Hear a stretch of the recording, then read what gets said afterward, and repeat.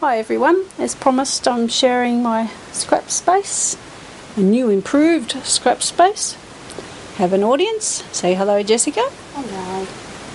And Megan, who's just run away. Oh, she's back. So this is the table that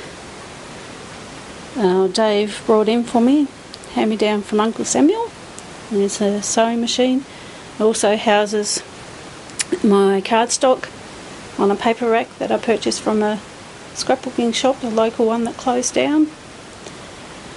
Then this is a pot plant stand, and I use it for the paints that I use the most, the sprays that I use the most, and up here you can see Marshmallow Rose that Dave gave me, but also paintbrushes and foam brushes, my Xyron.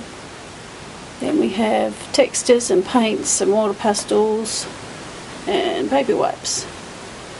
And underneath the big blue box is what Dave gave me for Christmas, and in there threads and embroidery threads.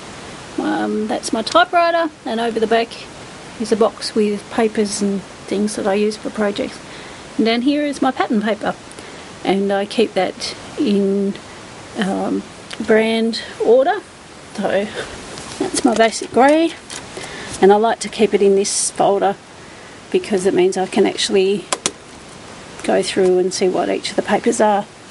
And up on top of the table is the remote, because some people, no, not you, the bigger sister, like to hog it, and that causes arguments, so it stays on my table for some of the time. This pile of paper contains sparks, just different things that I've jotted down, so it could be something the girls have said, or a line from a song, or a colour combination, or anything. So they're my sparks of inspiration, and that's sometimes my go-to. Then across this end we have my cutter, my tapes and glues, scissors, and a basket with the punches that I use the most. And under this end of the table, because it's nice to have all this leg room, which I haven't had, the pizza boxes I use for when I use my mists and sprays, and I'll put my paper down and then spray within the box to contain it so that it's not so messy. But as you can see, paint doesn't bother me on the table. Now the rubbish bin. Yes, why are we looking at the rubbish bin? Well, because it used to frustrate me that it was on the right side of my table. When I peel off the back of my double-sided tape, I use my left hand, and it always bugged me that the rubbish bin was on the right side of my table. So I'm very thankful that it's now on the left. And that is my Cocoa Daisy kit. It'll stay out like this within handy reach until the new kit comes, and then I put everything away. On the bookcase are magazines that I've read, magazines I haven't read. Then in this basket are paints and mists that I don't use as often, stencils, and then smaller than 12 by 12 that can fit into this folder. They go in here, and one of the things that I do like about having this plastic folder is that it doesn't matter so much if the stencils go away wet. Then on top of the bookcase I have a metal organiser which has magazines and books that I haven't read yet, because that's something that has diminished, is my time to read. Foam stamps. This pile that's on top is also blank paper, but ready for me to write down on, but also books that I've filled up with inspiration and different pieces. And then next to that is a basket that's full of photos that I've printed and are ready to be scrapped. And I'll go through that from time to time, and photos that just aren't doing it for me anymore get put into that pink bag that's hiding in down there, and that's what the girls get to use those photos from time to time, or I'll one day go through and put those photos into albums. Over here we have my trolley. This is also something that's relatively new for me, and I really appreciating the way that I can now organise things.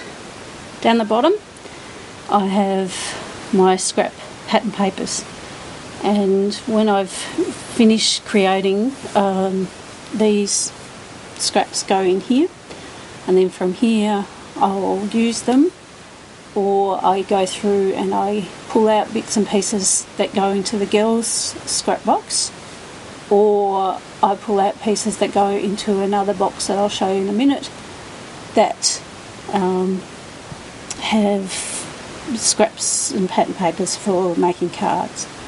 I like that I now have this drawer here because it means that I can put all my pattern papers in it, and the reason it doesn't have the drawer above is so that those papers that are still width or a height of 12 inches can still fit in there without being folded up. And then next drawer up holds alpha stickers and rub-ons. Then this drawer is my thicker drawer. To me, stickers are a staple. Then in here I have my bling and other stickers, and then under all that I have doilies and ribbons and flowers and things like that. And down the other side we have two drawers that are full of papers and bits and pieces that I've kept to use on different projects. This drawer is my scrap mats design team drawer. This is chipboard. This one would be brads and grommets and my tools. My Dymo and Dymo tape. Then we start on the stamps. One drawer, two drawer. Then my Cocoa Daisy stamps, and the darkroom door stamps, and my embossing powders and glitter, and then inks and embossing ink. Then up on top of the trolley, this drawer, which is from the bottom, contains bits and pieces that I use often, or things that are new and exciting. So this drawer I keep out, and I will actually bring across to my scrap table to use all the things that are in it. Then over here there's a little drawer system that has bits and pieces, found objects and things that I use on projects, buttons, bulldog clips and pegs, and my twine drawer, which has baker's twine as well as other odd lengths of string. And my twine. Now this container used to be, oh, excuse the clock, 2 o'clock. This container used to be Dave's grandmother's, and it contains flowers. And something that I purchased at a garage sale a while ago, and Dave put up for me yesterday, was this. And Jessica and I had lots of fun filling it, and I quite like it. So, colour coordinated buttons, so this one holds the orange and the red. So we have buttons and washi tape, deco tape, some baker's twine and bulldog clip and a peg. And yellow, black, white, brown. Oh, the yellow also has orange. Oh no, the yellow is just yellow, isn't it, Jessica? Yes. Yes. and pink and purple and blue and green. And they're such sweet teeny buttons, different flowers, acrylic flowers, and my pin holder and some cute stamps up the top. I've had some dolls that the girls, we've purchased for the girls at some point, and they're living up there for now. Then over here I wanted to show you how I said hi Lucy, hi Jessica, hi Megan. As I said, my pattern papers, once they've been pulled out for scraps, this now is where the card pattern papers go, and under there are some stamps that I use for card making and ribbons. Now this craft cupboard used to live out near our dining room, and I've pulled everything out because it was all the girls' craft things, and had a big clean up, and the girls' craft things are still in here, but now it also houses my things. So down the bottom here you'll see some different things that I have for future projects that I've put away. What else is in here? Ribbon, laminator, other project things that I'm hoping to work on one day. My big jar of buttons that I used.